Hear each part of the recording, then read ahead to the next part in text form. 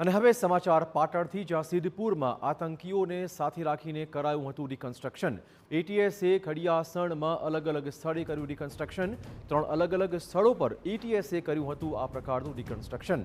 મદ્રેસા મેદાન અને મદ્રેસામાં અભ્યાસ કરતા વિદ્યાર્થીના ઘરે એટીએસ દ્વારા તપાસ શરૂ કરાઈ હતી। સિદ્ધપુરના ખડિયાસણની મદ્રેસામાંથી સામે આવ્યું હતું આતંકવાદી નેટવર્ક। મદ્રેસાના શિક્ષક અને 2 વિદ્યાર્થીઓએ મદ્રેસા પાછળ બોમ્બનું પરીક્ષણ પણ કર્યું હતું। એટીએસે ઝડપેલ શખ્સોને સાથે રાખીને આ કાર્યવાહી કરાઈ હતી।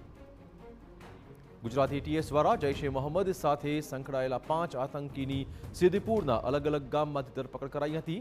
ગુજરાતમાં આતંકનું મોડ્યુલ ફેલાવવા આતંકવાદીઓ સક્રિય હોવાનું સામે આવ્યા બાદ એટીએસ દ્વારા તેમની પૂછપરછ કરી આતંકના નેટવર્કનો પર્દાફાશ કરવાની તજવીજ શરૂ કરાઈ છે। आतंकी संगठन जैश-ए मोहम्मदનું કનેક્શન કહી શકાય તો સિદ્ધપુરના ખડિયાસણથી સામે આવતા જ કહી શકાય તો ગુજરાત એટીએસે તપાસનો ધમધમાટ શરૂ કર્યો હતો।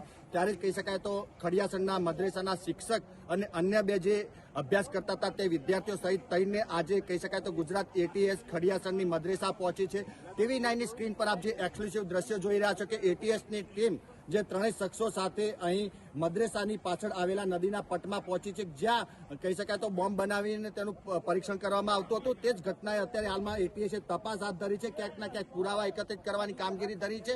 અને જે રીતે કહી શકાય તો સમગ્ર નેટવર્કનો જ્યારે પર્દાફાશ થયો છે, કેટલાક શખ્સોની અટકાયત કરીને ધરપકડ કરીને પૂછપરછ હાથ ધરી છે, ત્યારે એટીએસે પણ પુરાવા ખૂબ જ મજબૂત એકત્રિત કરવા માટેની તમામ જે કાર્યવાહી છે તે હાથ ધરી છે। હાલમાં જે રીતે એટીએસ કહી શકાય તો મદ્રેસા પાછળ જે પુરાવા છે તેને શોધી રહી છે।